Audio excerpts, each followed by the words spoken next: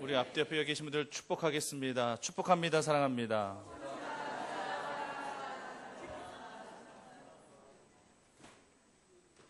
그 폭우를 뚫고 여기까지 오셨습니다. 저는 청주 지역에 지금 7년째 살고 있지만 본 적이 없어요. 오늘 같은 날을. 여러분들은 보신 적 있으세요? 없으세요? 야, 지금 뭐 다들 차 뭐 난리가 아니더군요. 잠기고 범람하고 지금 뭐 엘리베이터가 잠기지를 않나 지금 난리가 아닌데, 이런 상황 가운데 속에서도 주를 지키기 위해 나오신 주의 성도들의 발걸음을 하나님께서 축복하시기를 간절히 바랍니다. 우리가 이 세상 살아가면서 얼마나 실망하는 일들이 많은지 모르겠어요. 사실 인간적으로는요, 이런 폭우가 왜 하필 또 주일날 와? 평일날 올 것이지. 주일날 기회 오신 우리 성도님들 발걸음 딱 묶어놓게 왜 하필 주일이야? 이런 생각을 사실 했어요. 그냥 그거 한 걸로 그냥 끝마쳤어요. 그거 어떡하겠어요? 그렇다고 제가 하나님을 원망하겠습니까? 예? 하나님 좀 요일 좀 가려서 좀 해주시지 좀. 그 주일날 왜 하필 또 이 청주 지역에 모든 걸 쏟아부으셔가지고 이렇게 우리 성도님들 발걸음을 이렇게 막아놓으셨습니까? 제가 뭐 하나님 앞에 따지겠습니까? 그냥 그것으로 그냥 끝마치는 거죠. 실망이란 말을 다른 말로 표현하면 낙심이라고도 그렇게 표현할 수 있어요. 이 낙심도 우리 삶에 좋지 않은 영향을 미칠 때가 많습니다. 그래서 킬케고르는 낙심은 인간을 파멸에 이르게 하는 병이다라고 끝까지 그렇게 얘기했어요. 낙심을 한번 하게 되면은, 실망을 한번 하게 되면은 그냥 될 때면 되라는 식으로 모든 것들을 파행적으로 이끌어가고자 하는 그런 습성들이 우리 인간에게는 있다라고 하는 것입니다.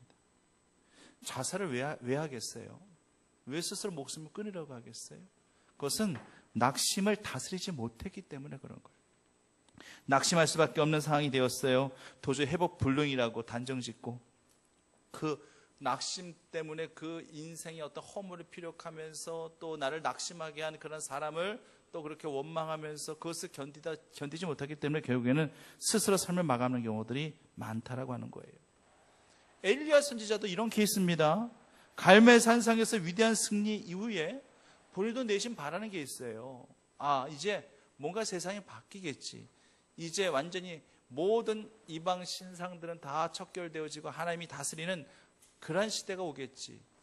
그런 기대감이 있었었는데, 오히려 그 위대한 영적 승리의 그 사건 이후에 아까 이세벨이 더 하나님의 선지자들을 잡아 능욕하고 또 죽이는 그런 현실들이 딱 보여지다 보니까 엘리야도 인간이에요. 크게 실망합니다. 크게 낙심합니다. 그리고 로뎀 나무의 하나님 앞에 차라리 이럴 바에는 나 죽여주십시오. 차라리 이렇게 살 바에는 그냥 하나님의 손에 의해서 죽는 게 낫겠습니다. 엘리야 선지자는 할지라도 실망이 크고 낙심이 크다 보니까 죽음까지 의식하더라고 하는 것입니다. 그래서 실망과 낙심을 우리가 어떻게 다스려 나가느냐가 굉장히 중요한 거예요. 비록 내가 지금은 낙심하고 실망하고 있지만 하나님께서 필경 나를 하나님이 예비하신 그 길로 나를 위로하시고 회복하게 하실 것이라는 굳건한 믿음을 가지고 언제나 이 버거운 현실 속에서 승리해야 될 줄 분명히 믿습니다. 오늘 설교 제목이기도 합니다만은요, 분명하게 다시 한번 말씀드리지만 우리 인생에 있어서 실망은 있을 수 있어도 결코 실패는 없습니다.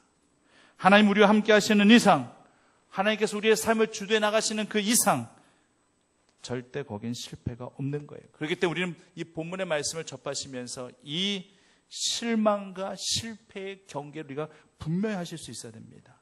결코 내 인생에 있어서 실망은 있을 수 있어도 결코 실패한 인생이 아님을 말씀을 통해서 다시 한번 확인하시면서 새롭게 우리에게 주어진 은혜들을 받아 누리시기를 간절히 바랍니다. 첫째는요, 실망이 원망되지 않게 해야 합니다. 이 본문의 말씀을 보면은 높은 지위와 재산과 능력 있는 이 어떤 사람, 즉 임금이죠. 본문에 이 임금이 자신의 아들을 결혼시킵니다. 그래서 큰 혼인잔치를 배설하는데 많은 사람들을 초청하려고 초청장을 보내는데, 그런데 많은 사람들이 다 이런저런 이유를 대면서 다 핑계대면서 못 가겠다고 하는 거예요. 나는 밭을 샀기 때문에, 나는 또 소를 몰고 일하러 가야 되기 때문에, 나는 장가 들었기 때문에 이런저런 이유들을 들면서 못 가겠다고 하는 것입니다. 그래서 잔치집에 하객이 한 명도 없네요. 자, 한번 생각해 보십시오. 예를 들어서 내 자녀가 이제 결혼을 하게 되어서 가까운 지인들에게 이제 청첩장을 다 돌리면서 이때 시간 좀 내셔서 오십시오 라고 그렇게 다 이제 말씀드리면서 초청장을 돌린 거예요. 그런데 막상 결혼식 날 딱 보니까 한 사람도 하객에 참여하지 않아가지고 예식장이 텅텅 비었다. 한번 생각해 보십시오.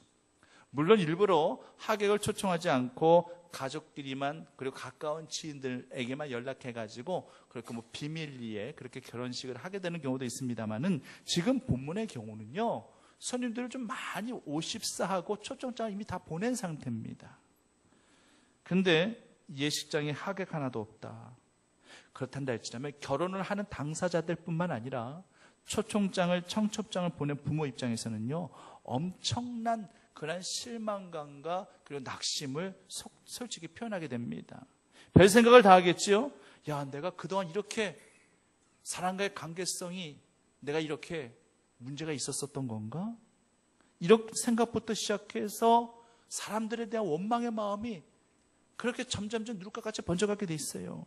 사람에 대한 원망과 이 실망이 원망으로 변해져 가고요. 그리고 원망이 더 커지면은 복수의 마음으로 그렇게 가게 돼 있다라고 하는 거예요.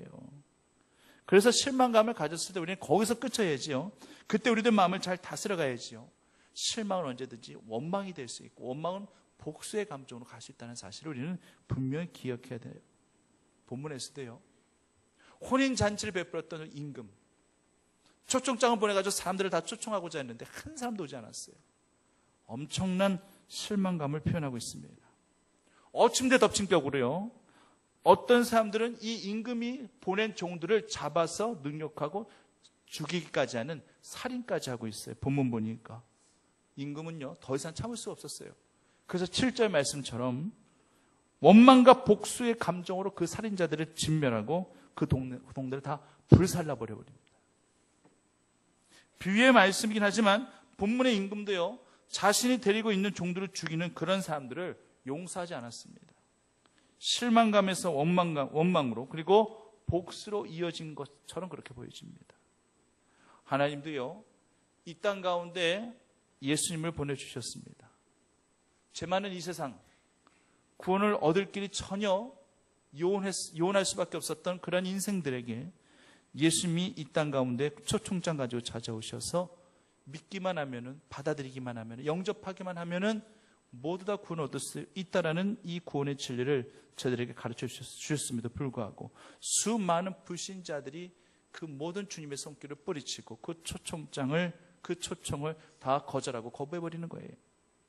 바쁘다는 핑계로 저마다의 어떤 자신의 신념을 가지고 주님을 배척합니다. 아니, 배척 정도가 아니라 기독교를 마구 비난하며 예수 그리스도를 음해하며 안티 그리스도인이 되어가지고 안티 그리스도를 만들어 나가는, 예수님을 2번 죽여버리는 그러한 이 현실 속에서 지금 저희들이 살아가고 있다라고 하는 것입니다. 이 모습을 지켜보고 있는 하나님의 마음은 어떠하겠습니까? 지금 당장 오늘 본문의 이 임금처럼 건설을 가지고 그런 사람들을 다 진멸하고 죽이실 수 있는 하나님이시지만 그래도 하나님께서는요, 오래 참고 또 지금도 간용을 하고 계시는 것을 보게 됩니다. 물론 언젠가는 심판을 하실 겁니다. 오늘 본문의 말씀처럼 이런 심판의 날이 분명 오게 될 것입니다. 그때는요, 살려달라고 해도 살려줄 수가 없어요.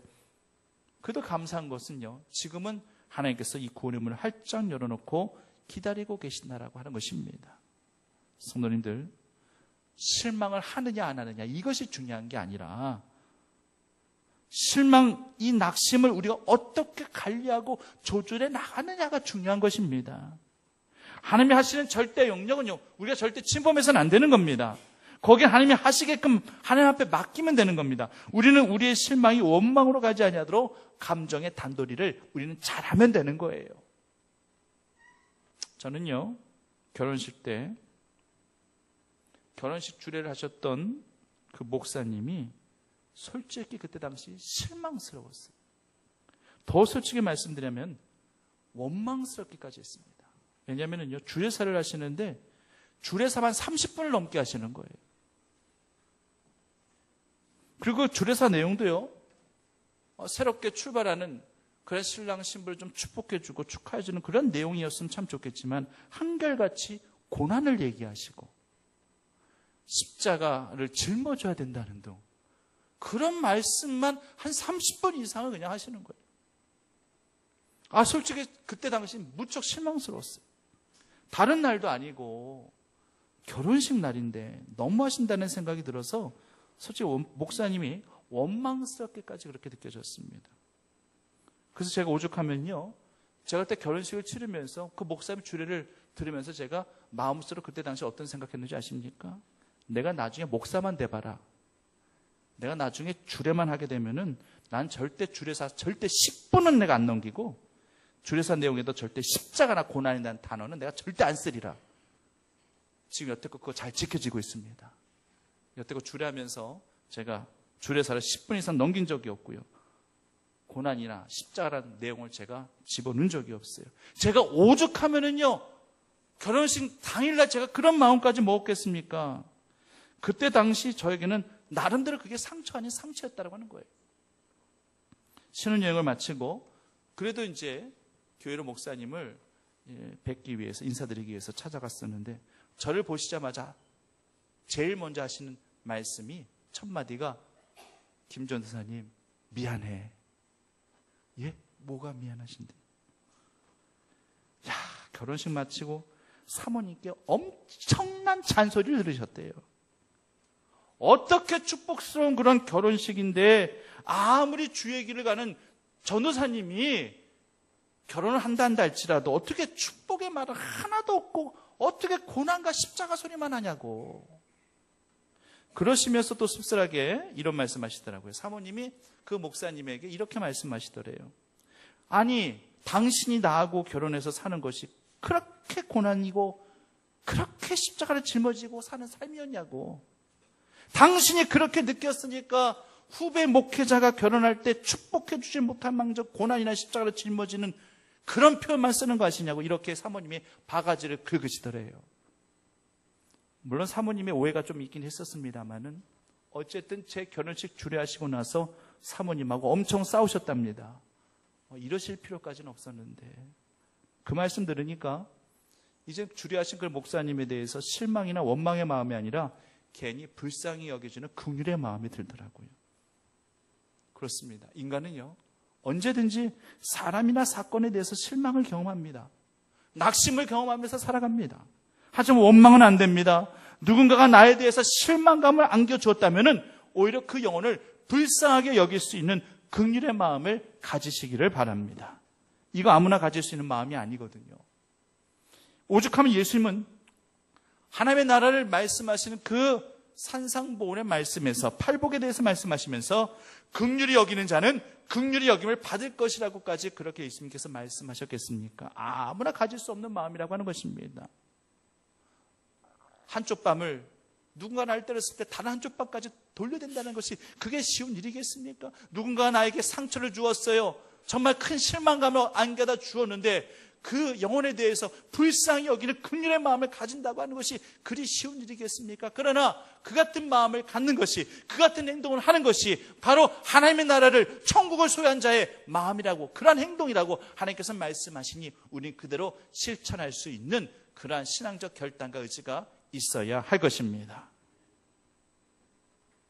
나를 실망시킨 자를 원망하지 않고 오히려 긍휼히 여길 수 있는 그런 마음, 그 영혼에 대해서는 하나님이 간섭하실 수 있게끔, 하나님이 다스리실 수 있게끔 그렇게 하나님 앞에 맡게 오히려 그 영혼을 내가 불쌍히 여기면서 그 영혼을 위해서 기도해 줄 수 있는 그런 넉넉한 마음을 가진 우리 충북교회 성도들 되시기를 간절히 바랍니다. 둘째는요, 포기하지 않는 이상 실패는 없는 겁니다. 하나님의 시간은 결코 실패가 없어요. 성령 하나님도요, 인격적인 하나님이시기 때문에 감정을 갖고 계시고 때로는 탄식도 하실 수 있는 것이고 실망도 하실 수 있는 거예요. 그래서 우리가 잘 읽은 로마서 8장 이 26절 말씀처럼 성령님도요, 때로는 우리 안에서 말할 수 없는 탄식으로 우리를 위해서 친히 간구하여 주신다라고 말씀하고 있습니다.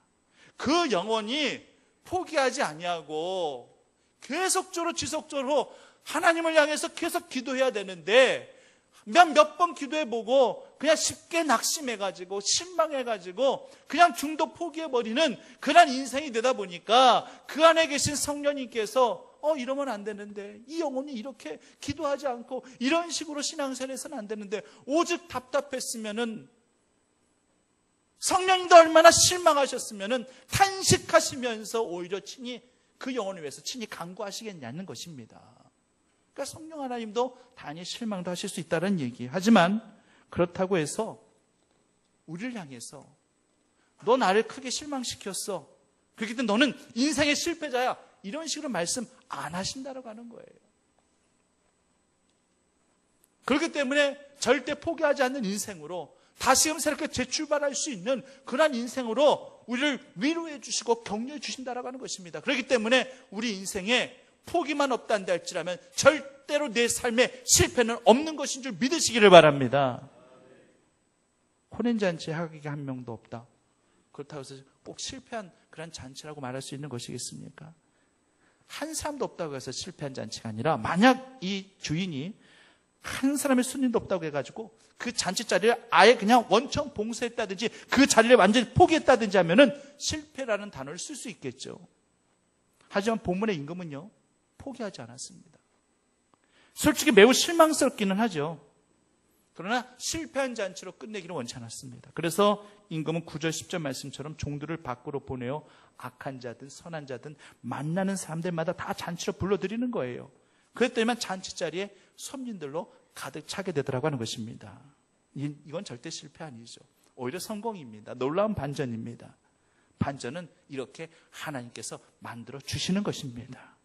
그런데 그 중에서 예복을 입지 않고는 한 사람은 들어오지 못하게 그렇게 원천 봉쇄시킵니다. 원천 봉쇄뿐만 아니라 손과 발을 꽁꽁 묶어가지고 바깥 어두운 데로 내어 쫓으라고까지 그렇게 말씀하고 계십니다. 그러시면서 하시는 말씀이 어떤 말씀이에요?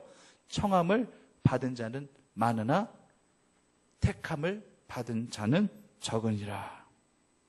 사랑하는 우리 충북교회 성도님들, 청함을 받은 자의 반열에만 서려하지 마시고 택함 받은 자의 반열 가운데 늘 서시기를 바랍니다.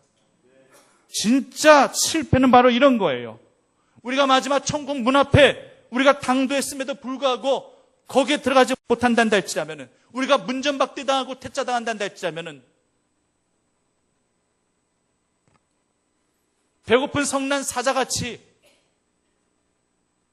굶주린 그 성난 사자들과 같이 이를 갈며 술피 울 수밖에 없는 그런 버려진 영혼과 같이 되어져 버릴 때에, 그때가 진정한 완벽한 실패의 모습이 아니겠습니까? 그런 모습 우리는 생각하기도 싫어요. 연상하기도 싫습니다. 그렇게 해서는 안 되지 않습니까? 하나님은요, 우리 영혼을 포기하기 원치 아니하셔요. 그래서 천국잔치에 초청받지 않은 그런 사람들까지도 다 불러오시는 거예요. 다 초청하시는 거예요.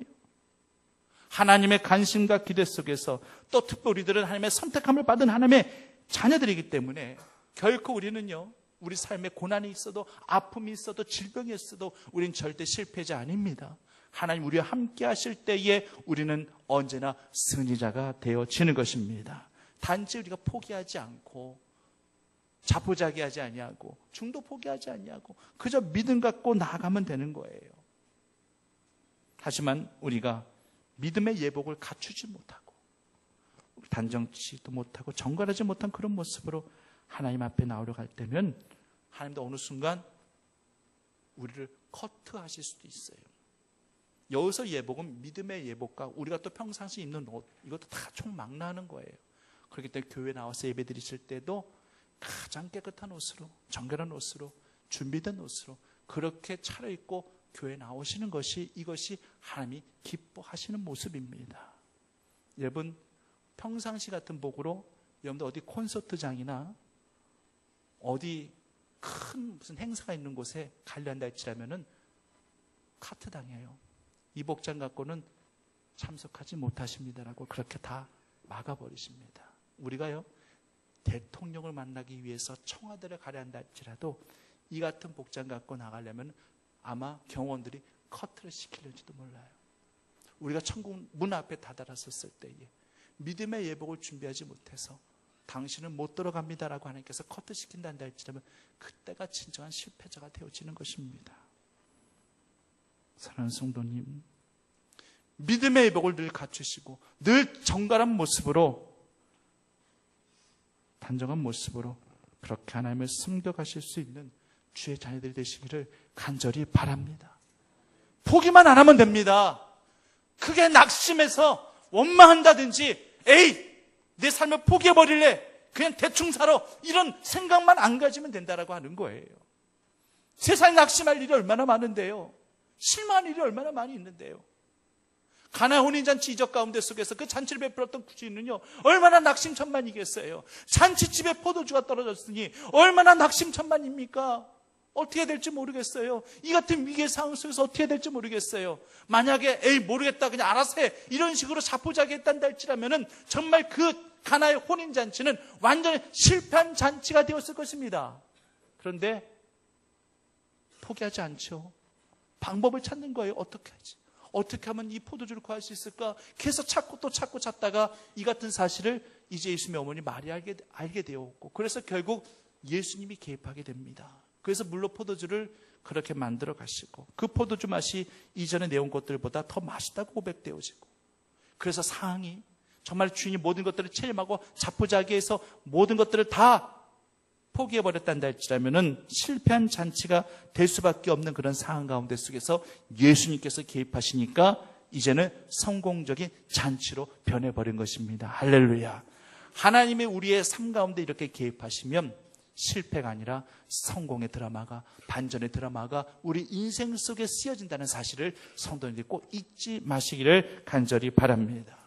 우리가 눈으로 보는 것은, 우리가 삶으로 마주하는 것은 그저 불확실하고도 그리고 참혹한 암담한 그런 현실들밖에 없어요. 내 눈에 그런 것밖에 안 보여요. 내가 피부로 감지하는 것은 다 부정적인 것들만 보여요. 그러나 끝까지 포기하지 않고 끝까지 하나님 한번 바라보며 나가면은요 결코 실패자가 아니에요.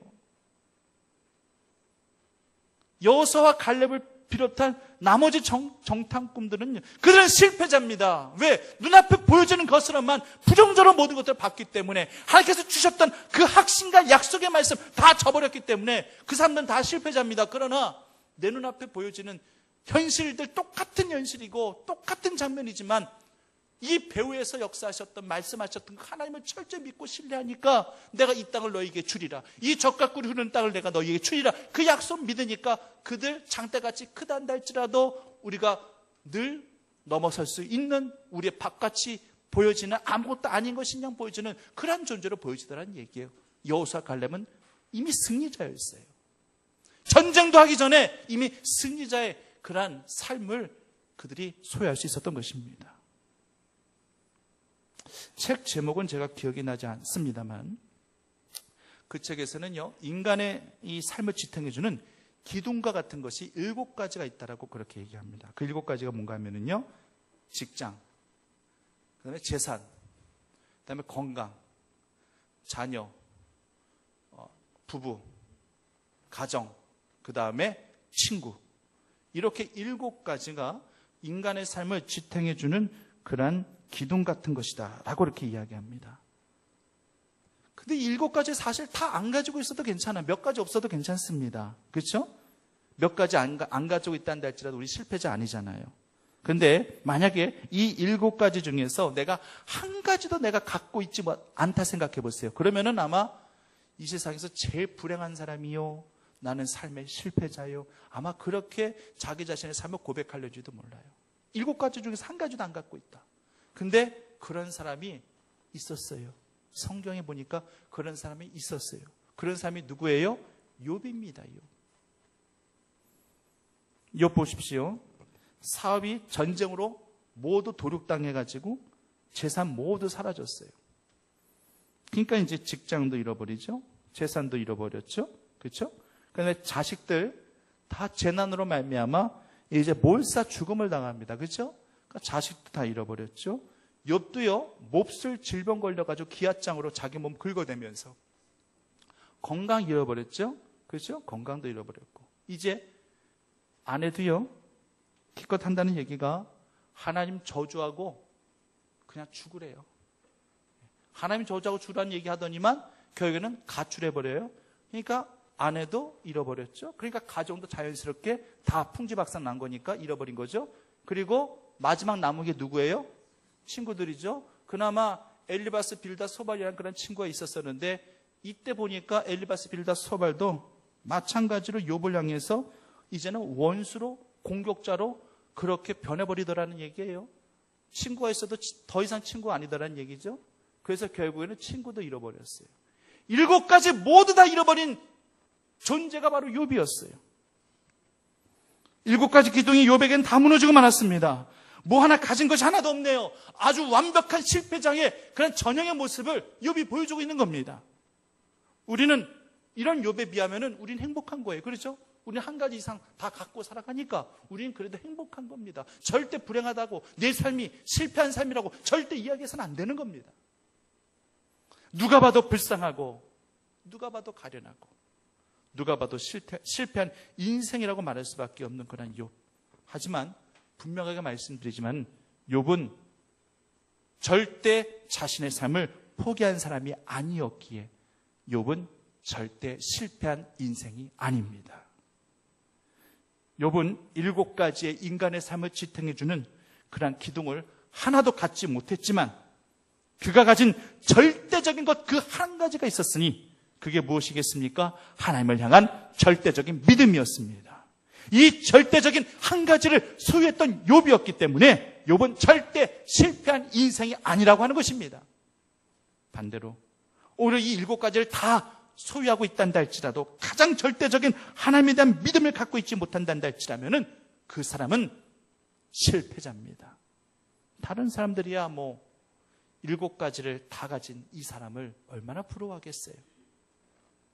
그 사람을 가리켜 저 사람은 성공한 인생이야, 성공한 사람이야, 아마 그렇게 해도 아마 그렇게 이야기하겠죠. 하지만 그렇다 한들 그 안에 하나님의 영이 없고 하나님을 향한 믿음이 없는 사람이라면 그 사람은 명백하게 다시 말씀드리지만 완벽한 실패자의 모습입니다. 욥의 고백을 한번 자막으로 같이 한번 읽어보실까요? 23장 8절에서 10절까지 말씀을 같이 한번 읽어보시겠습니다. 시작.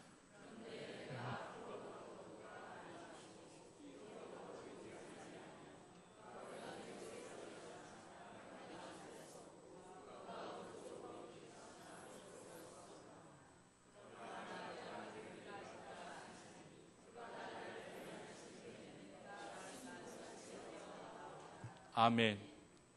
욥은 7가지의 기둥을 다 잃어버린 그런 욥이었지만은 욥에게는 그가 있었습니다. 그가 누굽니까? 하나님이에요. 하나님이 내가 앞으로 가도 뒤로 가도 보이지 아니하고 어디 계시는지 지금 내가 만질 수도 없는 그런 상황이지만 그러나 분명한 건 나의 가는 길을 오직 하나님께서 아시나니 하나님께서 나를 단련하신 후에는 내가 순금같이 나올 것이니라.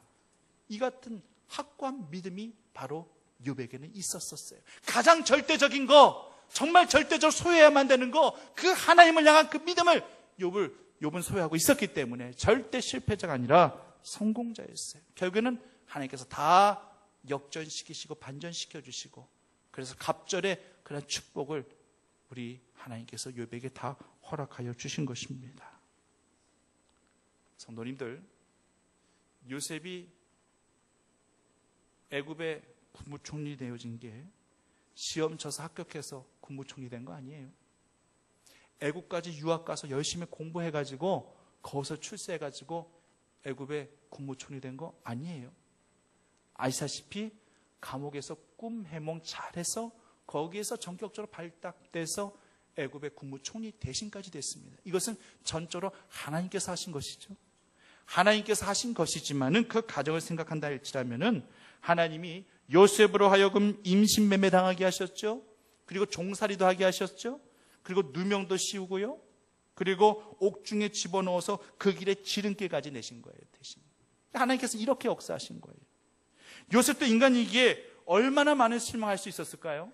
했을 겁니다. 분명히 감정 갖고 있는 요셉이었기 때문에 형들에 대한 그 미움과 그 시기, 질투, 원망의 마음, 복수의 마음까지 없었겠어요? 이 형들이 나를 지금 구덩이에 빠뜨리고 나를 죽이려고까지 했었지, 내가 여기서 나오기만 해봐, 내가 살 수만 있단다 할지라면은 내가 이 형들한테 복수할 거야, 이런 마음도 가질 수 있었을지도 몰라요.